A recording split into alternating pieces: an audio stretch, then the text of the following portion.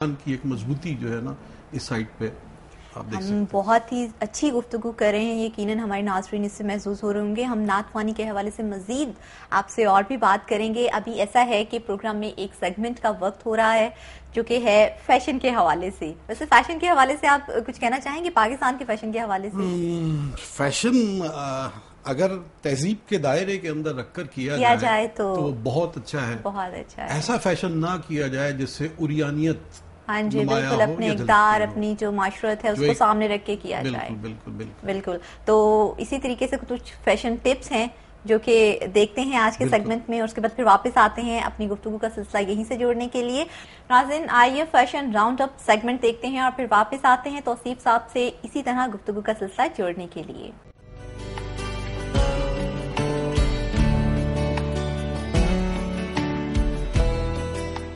Welcome back ناظرین. توصیف صاحب، ہم اپنی گفتگو کا سلسلہ وہیں سے جوڑتے ہیں. آپ ہمیں یہ بتائیے کہ عشق رسول کی ہمارے دین میں کیا اہمیت ہے؟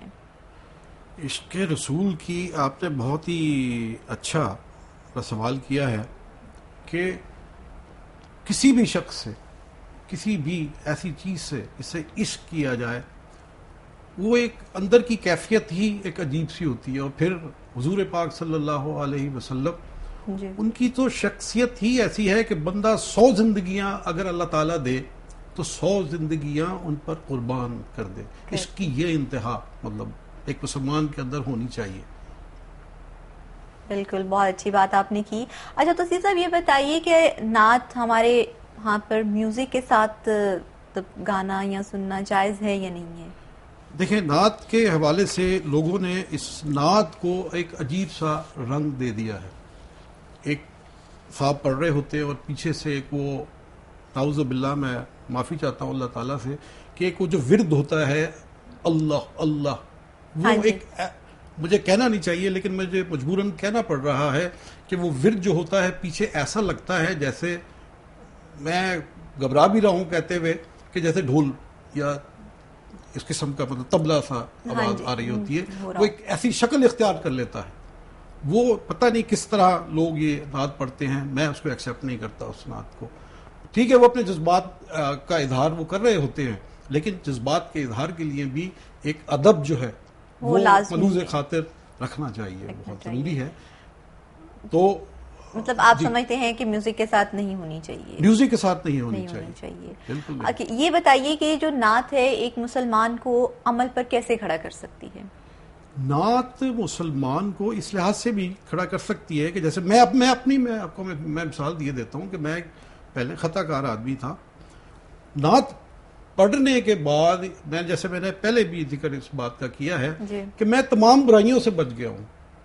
میں نے نماز شروع کر دی، یا آپ شاید دیکھ رہی ہوں کہ میں اللہ تعالیٰ کے لیے نماز پڑھتا ہوں. لوگ کہہ رہے ہوں کہ پتہ نہیں ہمیں بتا رہا ہے نماز کے لیے، ایسی بات نہیں ہے. لیکن میں آپ کی بات کا جواب دے رہا ہوں کہ بندہ جو ہے وہ پورے طریقے سے فرق پڑتا ہے، بہت زیادہ فرق پڑتا ہے، بہت زیادہ فرق پڑتا ہے اس کے اندر. ماشاءاللہ بہت اچھی بات ہے. یہ بتائیے کہ آپ کے نزدیک نعت کے ذریعے اسلام کی تبلیغ کیسے ہو سکتی ہے؟ دیکھیں، نعت کا سلسلہ ابھی کچھ سالوں سے یہ شروع ہوا ہے. جی، آپ نے دیکھا ہوگا اس سے پہلے نعت اتنی زیادہ فروغ نہیں پائی تھی. تو میں ایک ٹی وی کو مطلب میں اس کا خراج تحسین میں اس کو میں پیش کرتا ہوں. میں نام تو نہیں لے سکتا کہ جس نے نعت کو پروان چڑھایا، بچے کے اندر اس نعت کو سمویا. آج ہمارا بچہ جو ہے وہ گانے کے بجائے اگر آپ گلی میں سے گزرتا دیکھیں گے اس کو تو اس کے زبان پہ نعت کے اشعار ہوں گے. یہ بڑی کرم نوازی ہے، بہت کرم نوازی اور بہت اچھی بات ہے. چونکہ آپ ہمارے پروگرام میں تشریف لائے ہیں اور نعت خوانی کے حوالے سے اتنی اچھی گفتگو چل رہی ہے تو میں چاہوں گی کہ نعت کے آداب اور اصول ہمیں بتائے جائیں.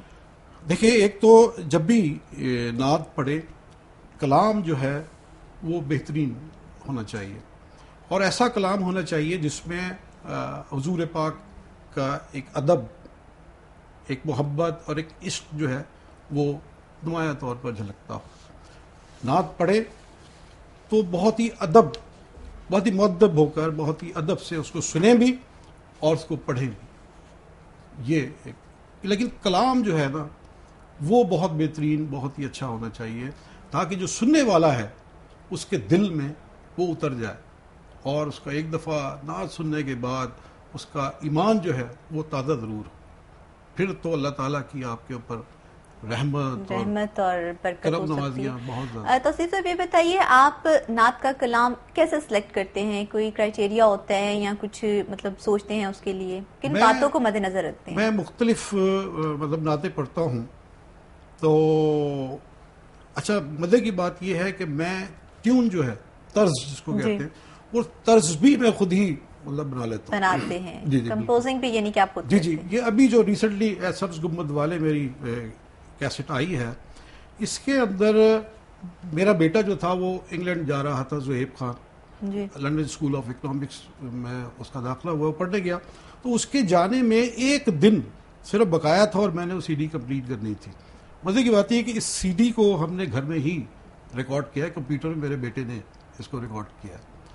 تو وہ اب یہ سلسلہ تھا کہ کس طرح سے وہ نعت، 2 نعتیں اس میں ڈالی جائیں اور یہ سی ڈی جو ہے یہ کمپلیٹ ہو جائے۔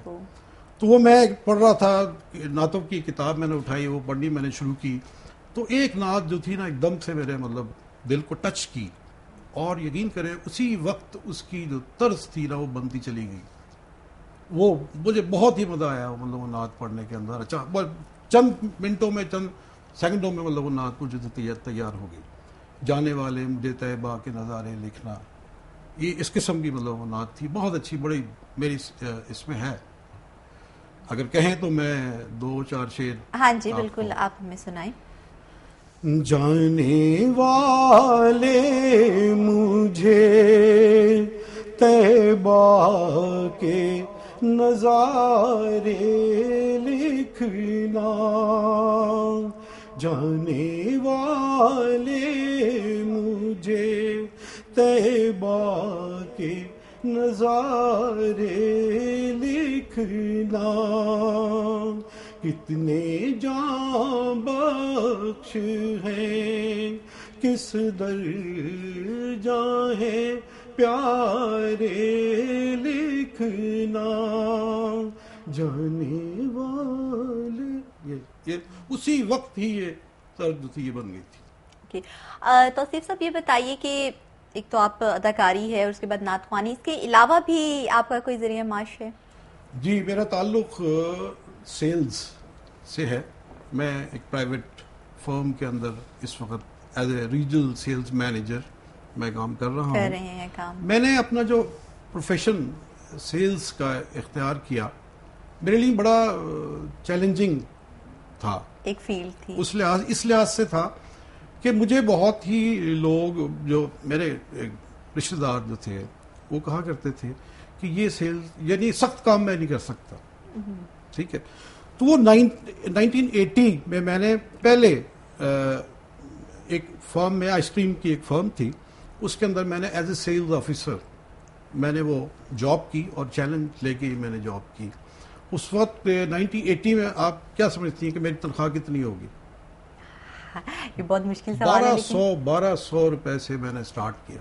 1200 سے آپ نے جو ہے سٹارٹ کیا تھا؟ جی بالکل، جس میں موٹر سائیکل کا پیٹرول بھی شامل تھا، اور جس میں لاہور سے گجرانوالہ، اب یہ دیکھیں کہ میں موٹر سائیکل پہ جاتا تھا، موٹر سائیکل پہ آتا تھا اپنی اس کو کرنے کے لیے، اور اتنی میں نے لگن سے، اتنی محنت سے میں نے اس وقت کام کیا۔ اللہ تعالیٰ کا بڑا شکر ہے، میں اپنی بڑائی نہیں بیان کر رہا، لیکن مجھے اس پر غرور نہیں ہے، مجھے فخر ہے، میں فخر کر سکتا ہوں، یہ میرا رائٹ ہے کہ میں فخر کروں اس کے اوپر۔ ضرور کریں، کیونکہ دیکھا جائے تو ہر کام میں ہی محنت کی ضرورت ہوتی ہے، لیکن جو سیلز کا جو شعبہ ہے نا، اس میں زیادہ محنت کی ضرورت ہوتی ہے۔ اور ویسے جیسے آپ بتا رہے تھے کہ آپ کے جو رشتہ دار